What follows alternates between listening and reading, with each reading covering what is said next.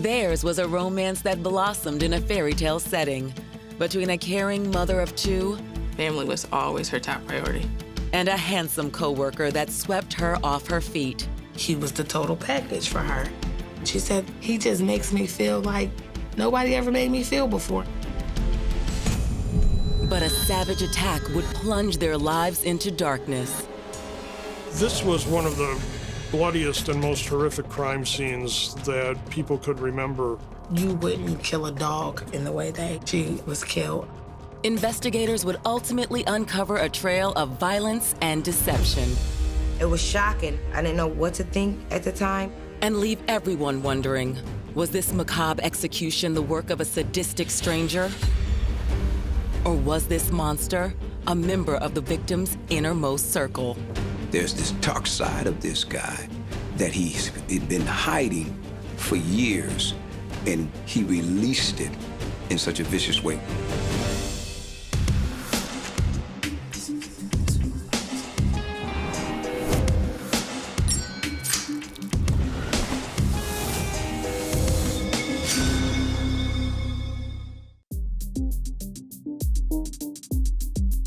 Saturday, January 17th, 2009, Niagara Falls, New York.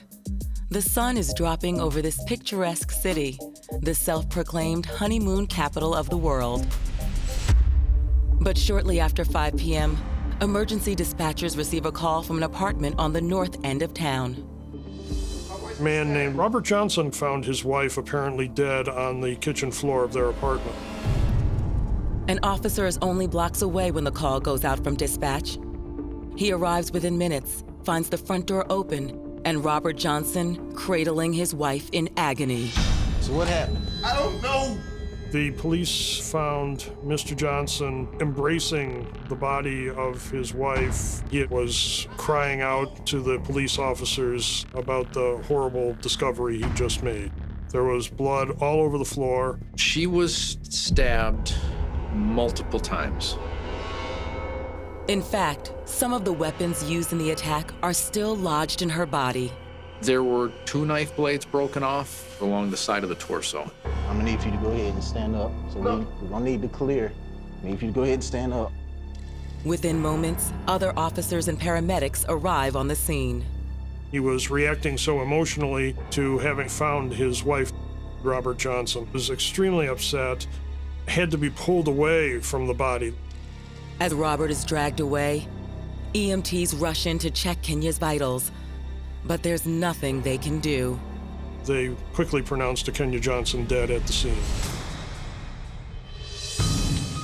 Even for seasoned detectives, this homicide is beyond the pale. The crime scene was gruesome. I don't know that gruesome is enough of a word, to be quite honest. And her head was cut very severely to the point that it was almost a decapitation. But as officers attempt to console a shell-shocked Robert Johnson, nobody can imagine how this 32-year-old wife and mother fell victim to such a chilling crime. Ahkenya Bashana Thornton, or Kenya as she was known, grew up in Niagara Falls, the second of 4 children. Kenya, she was the quiet one. She was real reserved, and she was a homebody. She didn't party, she didn't drink, she didn't smoke, really didn't go out to clubs. But as Kenya grew up, this good girl discovered she had a weakness for bad boys. She liked street guys that were like in the fast lane. Someone total opposite of who she was is what she attracted. Kenya's first love definitely fit the bill, and at 23, she gave birth to a beautiful baby girl named Naomi. Although the relationship didn't last, Kenya worshipped her daughter. Kenya was excited, she was happy to be having her first child. In 2000, she landed a good job at a local call center. Kenya made actually pretty good money there, doing customer service calls and whatnot. While working at the call center, Kenya met a handsome, straight-laced coworker by the name of Robert Johnson. How you doing today? I'm good. You? I'm all right.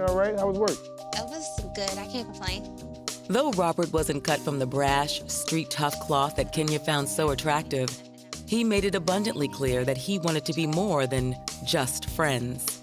He sent her flowers at work. Robert would send her candy. You gonna be available around Saturday night? Yeah, I'm free Saturday night. You sure? Yes! Ahkenya was excited. What drew Ahkenya to Robert was his looks. He was a nice-looking guy. Every time she see him, she told me she get butterflies in her stomach. She hasn't felt this way in so long. Like he'd kiss her, she just would float. I just can't even explain like the joy on her face when she seen him. It was like the best thing on earth. It wasn't just the way Robert treated Kenya that made her feel special. It was the way he treated her daughter, Naomi, too. He was very accepting of her daughter that she already had. Robert loved her daughter just like he loved his own daughter. Pretty soon, Robert and Kenya were inseparable. So much so that even when Kenya hit the town without Robert, she didn't stay out long. We all got together and we went out. She left and went on her date with Robert. When you leave your girlfriends to go with a guy, then you're into the guy. A couple months later, Kenya announced she was pregnant with Robert's child. We told her, if you had stayed with us at Applebee's, you wouldn't be heading this way, but it was a good thing for her. By the winter of 2004, Kenya and Robert were raising 2 beautiful young daughters. Kenya was so happy. She was such a good mother. Robert was just as happy. He was a very good father. He was very attentive. He helped Kenya. He was right there with her, feeding, changing diapers. A few weeks later, the couple officially tied the knot. She came walking down that aisle, and I remember looking at Robert, and he had this look on his face like, this is the best thing that ever happened to me in this life. They exchanged their vows, and she was happy. She had her husband, she had her children. She had happiness that she never had before. I'm home. Daddy! Hey! So that made me happy because I had someone who I knew was going to be taking care of Ahkenya, my niece, and so it was exciting to see the young love that they both had for one another. The couple decided Kenya would stay home for a while to be with the children. And as they settled into their new apartment, Robert and Kenya seemed to be living a life of pure bliss. She was pretty much at home all the time at that point, and he was at work all day. She was just so happy. I never saw Kenya happy like that. But Kenya had no intention of remaining a stay-at-home mom forever. In 2007, she enrolled at Bryant and Stratton College in nearby Buffalo. She was going to school to be a medical assistant, and she had like almost a year. It might have been a little less than a year left to finish. She loved it. Ahkenya was doing great. Dean's List, great grades, awesome grades. She loved it. She loved doing her homework. She loved studying, writing papers. Everything was going great. As for Robert, he was also working hard. He'd recently taken a new job as a sales rep with a local cable company, which required him to log a lot of time on the road, which soon put a strain on their marriage. So now the partnership with them, with the kids, and the workload and whatnot was kind of a little shaky then. Things started looking up again in the fall of 2008, when Robert came home with some exciting news. Sit down, I got a surprise for you. No, I hate surprises. You're gonna like this. He told Kenya that there was an opportunity to move to Atlanta and get a job there. According to Robert, the job would be better pay with better hours. It's caused us forced to relocate to Atlanta. Shut up. Yeah, so that means we gotta move to Atlanta. To her friends, Kenya seemed ecstatic. Told me they were moving. She was excited. I was happy for her. If it was gonna work out and they were gonna move away, then that was good. A loving marriage, 2 beautiful children, a future full of promise. It seemed Robert and Kenya were well on the road to a long and happy life together. Kenya! Which made the grisly scene inside their home the night of January 17th all the more unthinkable. People like Ahkenya don't get murdered. She would never do anything to hurt anybody. Who would do something to her like that? If detectives are going to answer that question, they will need to unlock a vault filled with secrets. Secrets that would reveal this wasn't the first time a knife-wielding attacker had stormed into the Johnsons' home.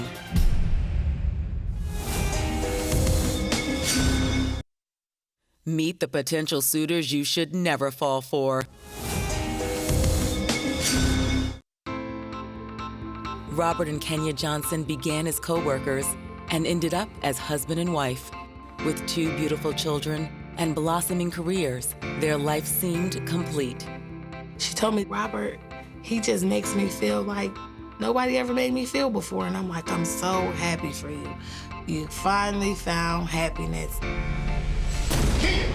But on January 17, 2009, that happiness was torn asunder when Robert came home to find Kenya dead on the kitchen floor, her body riddled with stab wounds. It was shocking. It was like unbelievable.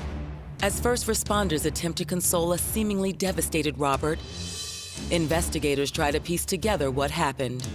They counted 49 stab wounds in the body. Her throat had been cut basically from ear to ear, and her windpipe and even some of her vertebrae had been exposed.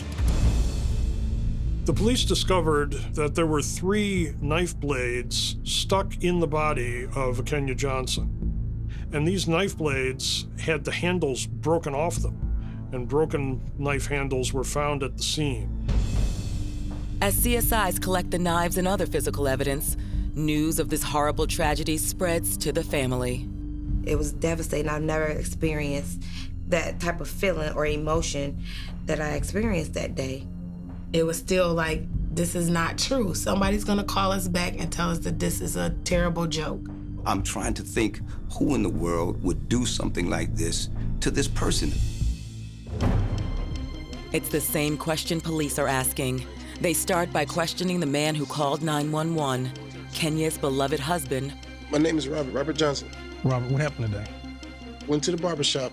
He explains that the couple was at home most of the day, preparing for a party to celebrate their big move to Atlanta. The whole family going to Atlanta, everybody? Yes. But according to Robert, the couple's daughters had a birthday party to attend as well.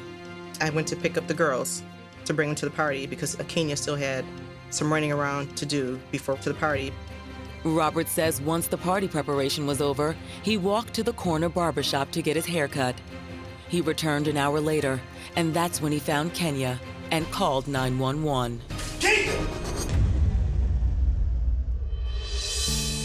To detectives, Robert seems to be telling the truth, and his story checks out with both Kenya's friends and the employees at the corner barbershop.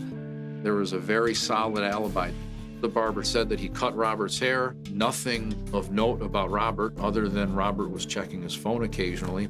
I felt bad for him. I thought this poor guy came in and found his wife dead on the floor.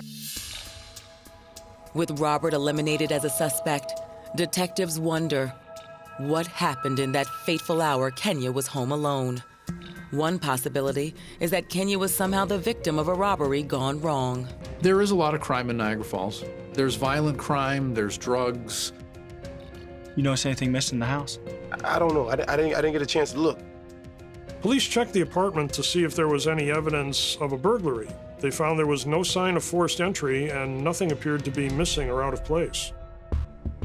The lack of stolen goods suggests robbery might not be the motive. The same goes for the vicious nature of the attack itself. This was one of the bloodiest and most horrific crime scenes that people could remember. It was extremely violent because of the nature of the attack. It seems unusual that some stranger would walk in and just stab someone multiple times. If the murder is personal, who's responsible? Shocked neighbors describe the Johnsons as a nice, quiet couple beloved by all. What's more, no one reports seeing or hearing anything suspicious that day. With the investigation going nowhere, detectives again turn to Robert in hopes he can identify someone who might want Kenya dead. They decided to take him down to police headquarters where it would be quieter. Once down at the station, investigators noticed something they'd overlooked earlier that afternoon at the scene. What's up with the blood on your shirt? It's from holding Kenya. It's from holding Kenya. They noticed that there was blood on his clothing. But it's not the only blood they see. There were some small cuts on Robert Johnson's right hand. And on your hands?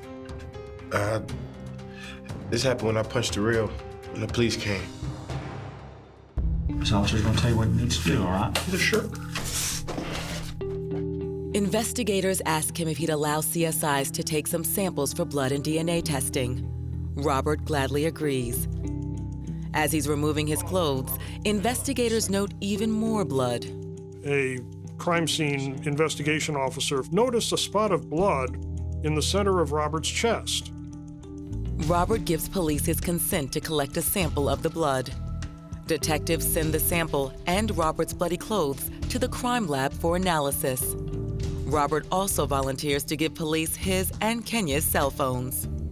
He was cooperative with them the entire time he was there.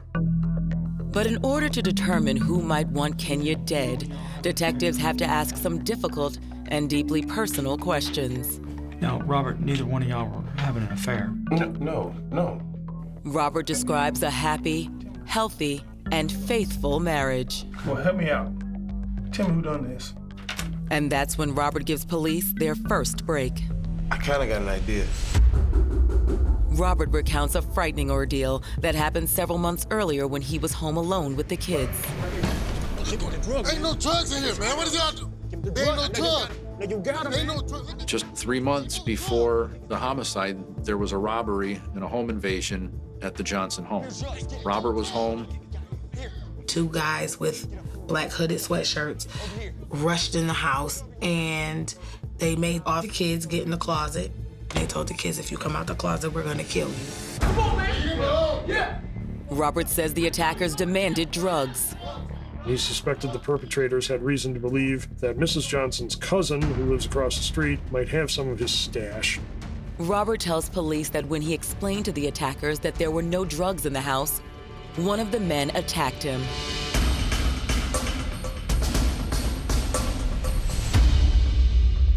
And though his injuries weren't fatal, they did leave scars. There were scratches on his back because the intruders had knives. Not only are the knives Robert describes similar to the ones used in the attack on Kenya, a police report verifies his account of the assault. Unfortunately, no arrests were ever made.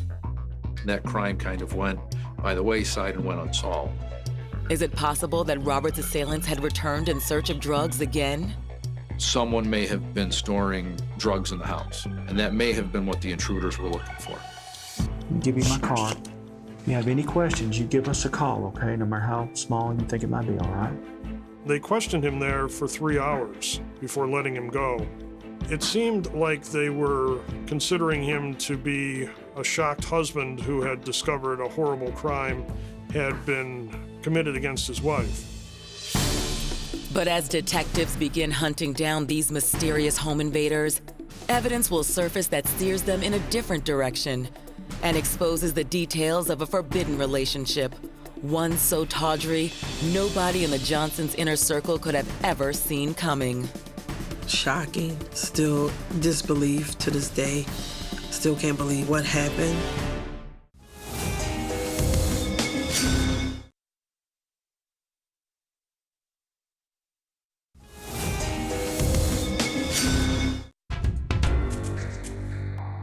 Police in Niagara Falls are struggling to solve a shocking murder.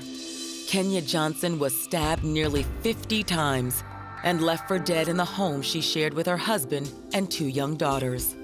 The crime scene was gruesome. Who could do this? Kenya's husband, Robert, has just informed police of a violent home invasion that took place at their apartment 3 months prior to the murder. Ain't no drug. Ain't no drug. Get the girls, man.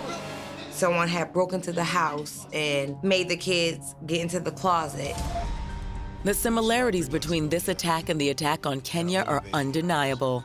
Where 2 robbers came in and tried to look for some drugs with knives. And based on Robert's statement, they appear to have been carried out by drug dealers targeting the wrong residents. That's all I heard. Like, there was a cousin of hers that had a stash. Maybe someone was targeting this home for whatever reason. They tried back in October, and then they thought when Robert leaves to get his hair cut that they've got free reign in the home, and then they're shocked when someone's in there, and that was a Kenya in there. So tell me about Kenya. Looking for answers, police track down Kenya's cousin and question him about his involvement with drugs. He denies the allegations and claims to have no knowledge of the identity of the assailants. Any of that stuff going on in the neighborhood? Not to my knowledge. I mean, I'm hearing every day, and, I don't see anything out the ordinary. As for any potential involvement in drugs on Kenya's part, friends and family are skeptical. To think that this could have been done to her by a drug dealer, it just didn't match. Kenya didn't have those kinds of enemies. She was not ever involved in a lifestyle of drugs. Investigators are having a hard time connecting the dots. But if drug dealers aren't to blame, who is? Nobody goes and kills somebody that they don't know and stab them that many times. And the knife blades and the neck thing and all that, this was personal. Detectives dig deeper into Kenya's personal life, hoping to find something, anything that will help unravel this mystery. They reach out to Kenya's older sister, Africa. Can you describe your relationship with your sister? We were close. She knew Kenya like no other. Kenya would, tell me everything. I mean, everything. I talked to her every single day on the phone, 2, 3, 4 times a day. And as Africa recalls some of those conversations, a new person of interest begins to emerge. A former boyfriend named Letario Humphrey. According to Africa, much like many of Kenya's previous suitors, Letario was a bit rough around the edges. Did Kenya like street guys? Kinda like street guys, yeah. The bad boys. Letario, he was like a street guy as well. While dating Kenya back in 2002, Letario was arrested and sent to prison for drugs. Their relationship kind of fizzled off after he went to jail. Right after that happened, that's when she met Robert at work. Even though Kenya had been with Robert ever since, she kept Letario in her heart. And when he was released from prison 5 months prior, in September 2008, Kenya paid Letario a visit. She said they had went out to lunch a few times, her and Letario. But were Kenya and Letario having more than just lunch? According to Africa, that was the rumor, at least among Kenya's girlfriends. And it wasn't shocking because I knew that Letario still had feelings for her, Kenya. However, Kenya's sister isn't so sure these rumors are true. Well, her friends used to play around about them having a relationship. He was kind of like her confidant. She said, Africa, he's just somebody that listens to me and we talk to each other. She was really comfortable with him. She never, ever said to me that they started sleeping together again, but is it possible? Yes.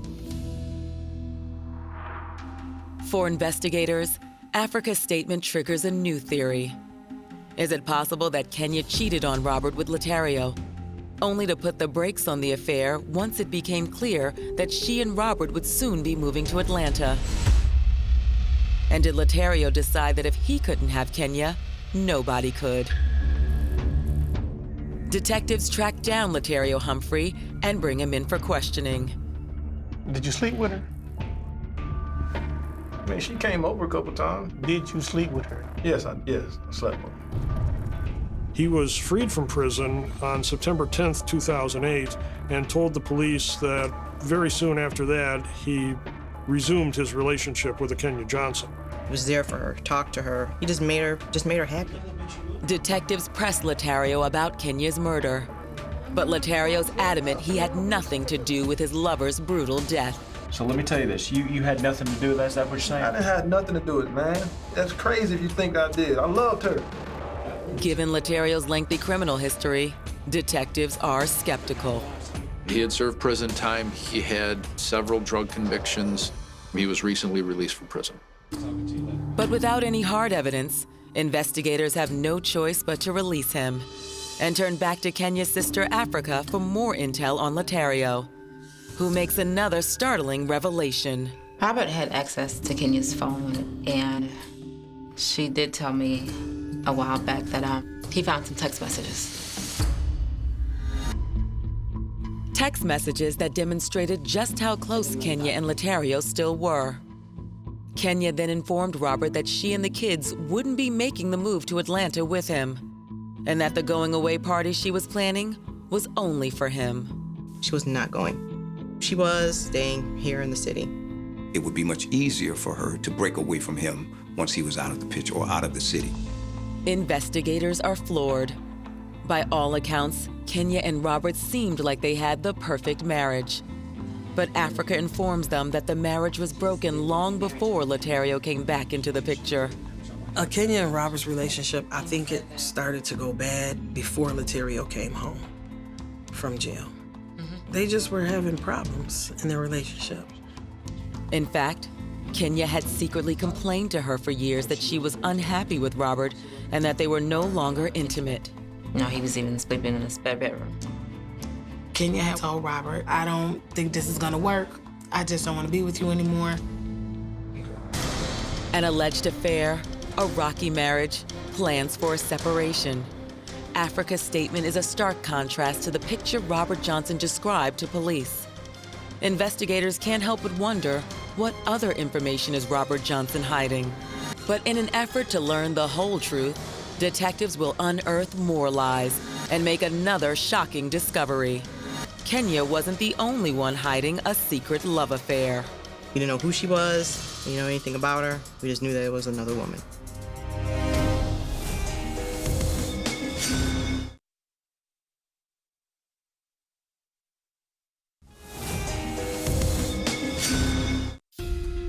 It's now been more than 48 hours since 32-year-old Ahkenya Johnson was found brutally stabbed to death in her kitchen. On the surface, it seems Kenya and her husband Robert were the perfect couple. But new information suggests the marriage was in trouble, and Kenya was having an affair with an old flame. Ahkenya was reportedly having an affair with a man named Letario Humphrey, who was a former boyfriend of hers. Not only was Kenya allegedly having an affair, but contrary to what Robert originally told police, her husband seemed to know all about it. Detectives now believe this knowledge might just be a motive for murder. The homicide may have resulted in part from Robert's jealousy over Ahkenya's relationship with Letario Humphrey. There's just one problem with that theory: Robert's airtight alibi. There was a barber shop near the Jordan Gardens apartment, and the barber, Fred Gilmer, said that Robert Johnson arrived in his barber shop to get his hair cut. We need to find up this number, this 555-1969. It shows up a lot on his records. Detectives decide to take a look at Robert's cell phone, which he gave police on the night of the murder. You want to get the phone? At first, nothing seems out of the ordinary. But as investigators pour through the records, something jumps out. On the morning of the murder, Robert was communicating with somebody listed as my wifey, but it wasn't Kenya's number. Robert was having contact via text message and phone call with the other woman. I was like really shocked, like, oh my God. Who was this woman, and why was Robert referring to her as his wifey? A search of records indicates the phone number belongs to a woman named Lakeisha Davis. And when detectives learn Lakeisha is working at a fast food restaurant in nearby Buffalo. Lakeisha? Hey, what if I talk to you this man? I'm Investigator Davis, Investigator Clemens. Have a seat right over here. Good. They decide to drop in for a surprise visit. Detectives ask Lakeisha how she knows Robert. What she tells them is jaw-dropping. Do you know Robert Johnson? Of course, he's my fiance. We found out that Robert had a whole fiance. He was engaged to somebody else. He brought her a ring and everything.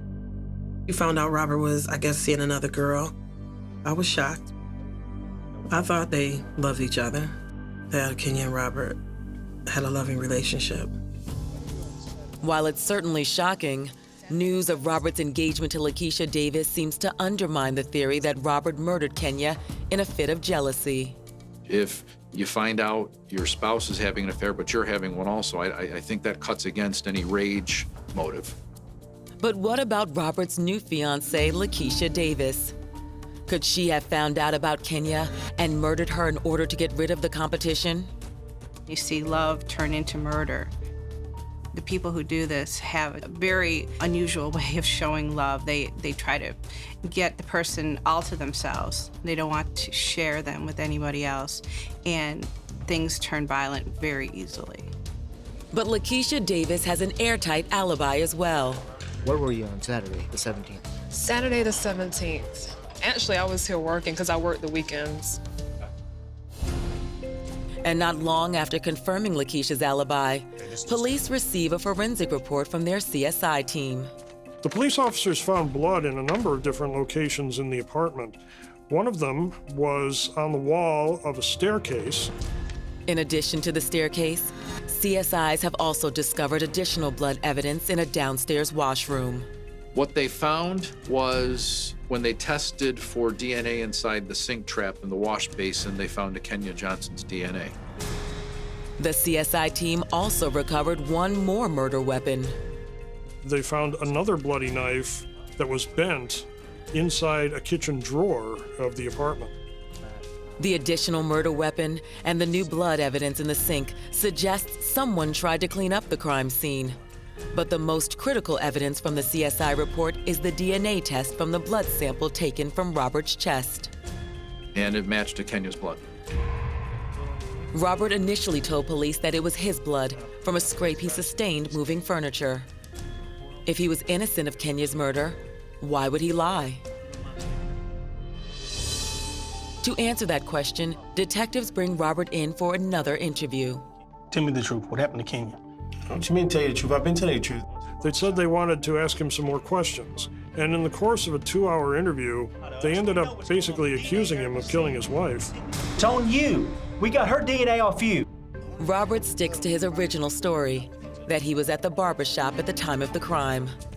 Though there are eyewitness accounts corroborating that statement, detectives know physical evidence doesn't lie. They begin grilling Robert about the knife CSIs have recovered from the drawer. Why would the killer put the knife in the drawer? I don't know. They wanted to know why a burglar, if that's who killed Ahkenya Johnson, would put the murder weapon back in a drawer. Johnson replied, I don't know. A dumb one? Enough of this. Robert Johnson, you're under arrest for the murder of Ahkenya Johnson. Stand up. It's not the answer investigators are looking for.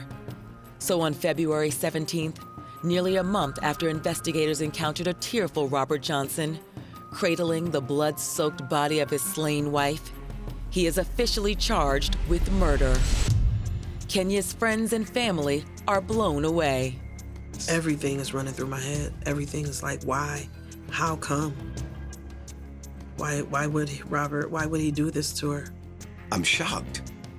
It was a disturbing, confusing time. He's still the husband of my niece.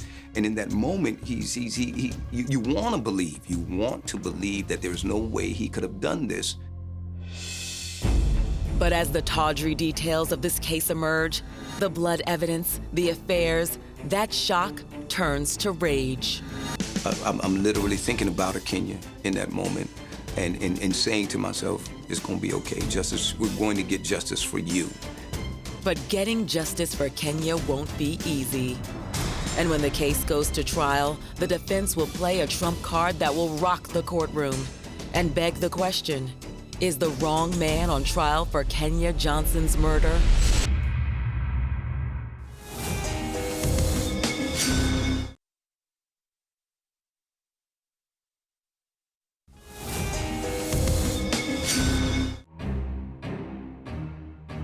Niagara Falls, New York is described as a lover's paradise. But on January 17, 2009, it became the scene to one of a gruesome crime.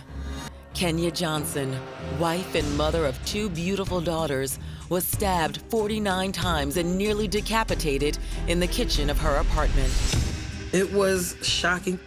I mean, you lose people in your life every day, but never would I thought that it would be like this.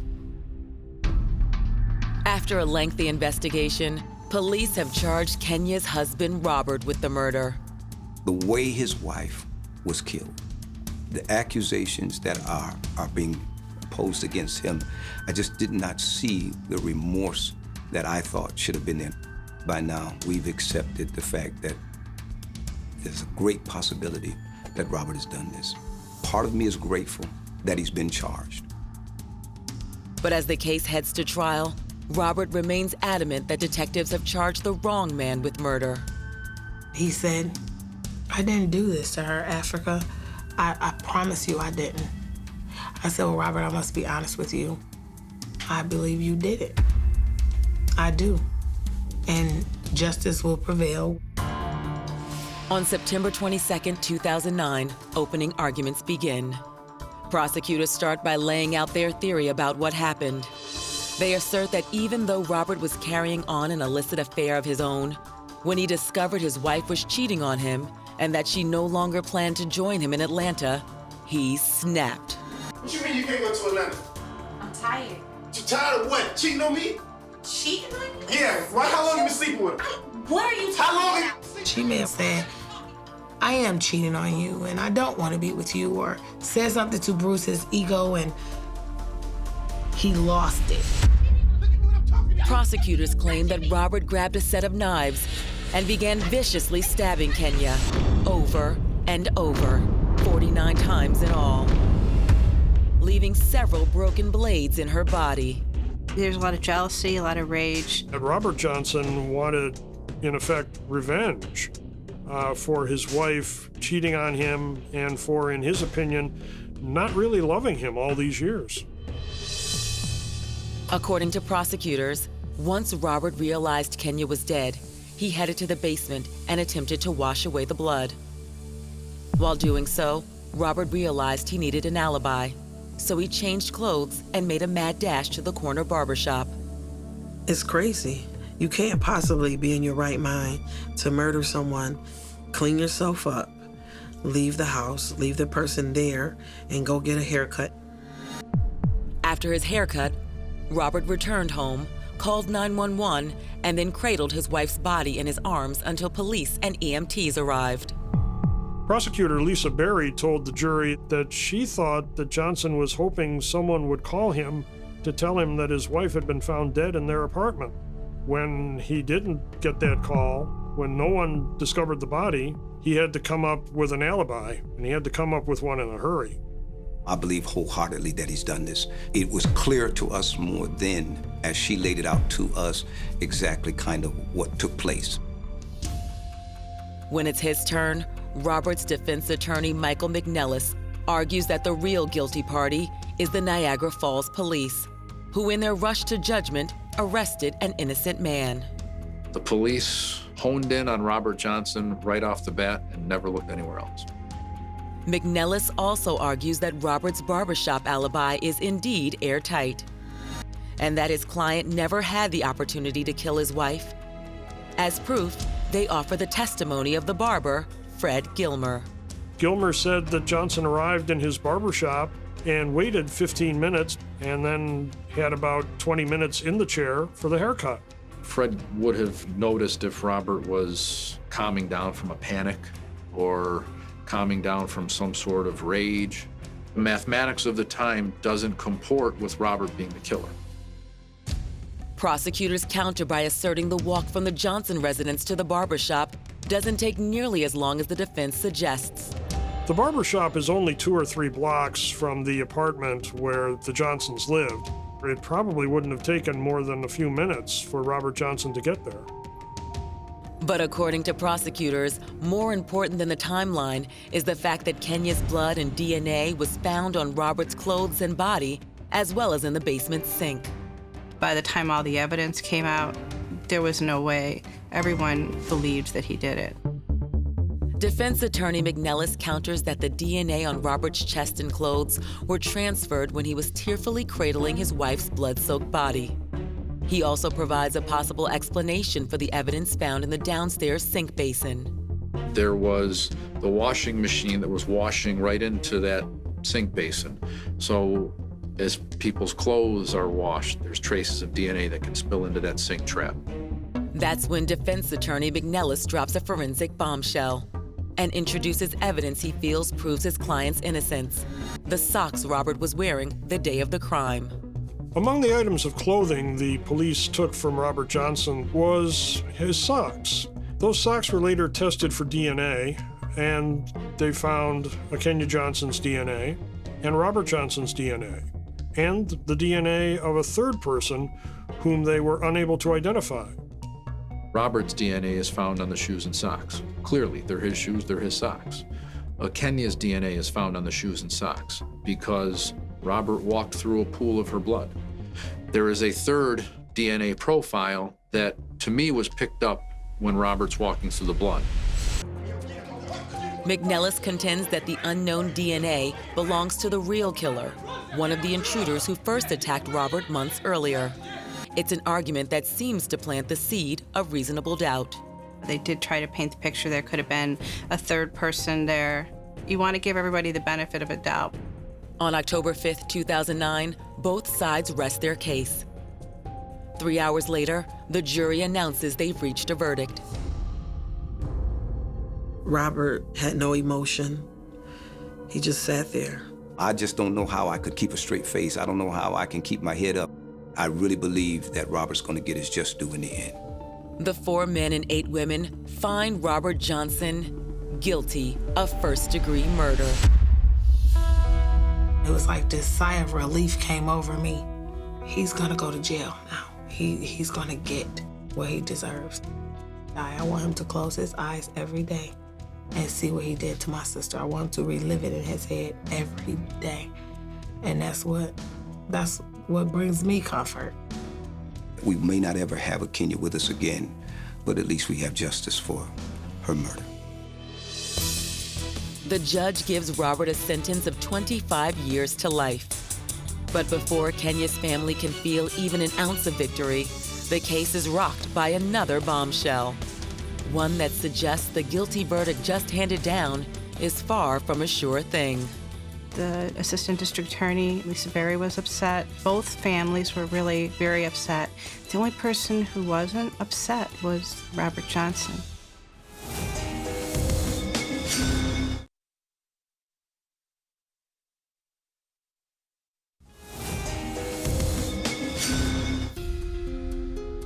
The roller coaster trial of Robert Johnson for the murder of his wife Kenya has just ended with a guilty verdict and a sentence of 25 years to life. So we're standing there and we're listening, and when we hear that verdict come back as guilty, part of you wants to rejoice because he is found guilty. Justice is being served. I think Robert still loved Kenya. Can't believe that he did this to her, and she's gone. She loved him. But the celebration is short-lived. Not long after the verdict is read, Robert's defense attorney, Michael McNellis, files an appeal, claiming he now has proof that his client is innocent. McNellis said that he had an affidavit from a teenager named Robert Thousand, who had been an inmate in the Niagara County Jail. Thousand wrote in his affidavit that another inmate by the name of Thomas Pryor had confessed to killing Ahkenya Johnson. Moreover, Thomas Pryor is revealed to have been one of the suspects initially investigated in the home invasion that occurred at the Johnson residence 3 months prior to the murder. I asked the judge basically to throw out the verdict, reopen the case, and start all over. Kenya's family is in utter disbelief. I don't know really how to respond, and so I'm shocked. I'm shocked. On February 17, 2010, the judge calls a special hearing to determine if Robert Thousand is a credible witness. He took the stand and verified everything that he said in the letter.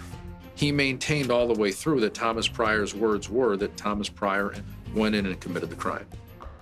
They were looking for the drugs, that's what they were there for. They were told that was going to be there, and so they went in. They got resistance from Kenya. But when pressed, Robert Thousand is unable to provide any additional details about Thomas Pryor or the murder of Ahkenya Johnson. In short, the judge isn't buying it. The judge didn't believe that Robert Thousand's information was credible. That was his assessment. The judge said both his body language and his intonation gave him away as a liar. He said the Thousand statement was double hearsay. There were so many different theories to what went on with Robert Thousand. Robert Thousand said that Robert came to him and tried to get him to say he did this. Then he later recanted that. There's no doubt in my mind, I know he did this. My gut and my heart told me that Robert killed her. On May 22, 2010, the court upholds Robert Johnson's guilty verdict and his sentence of 25 years to life. For Kenya's family, it's a bittersweet victory. My friend's gone, Africa's sister's gone, Kofi's sister's gone. The biggest question is, why would Robert do something like that? Why would you hurt somebody that you loved, that had children, and that had a family? You have no real answer as to why. You have to speculate. You have to guess. You have to fill in those blanks for yourself. Maybe they got into an argument and he lost it. I know at some point he had to lose it off of something, because there's no way that you can do this to somebody you love without blanking out. He loved her and he didn't want Kenya to leave him. I'm just happy that, justice was served.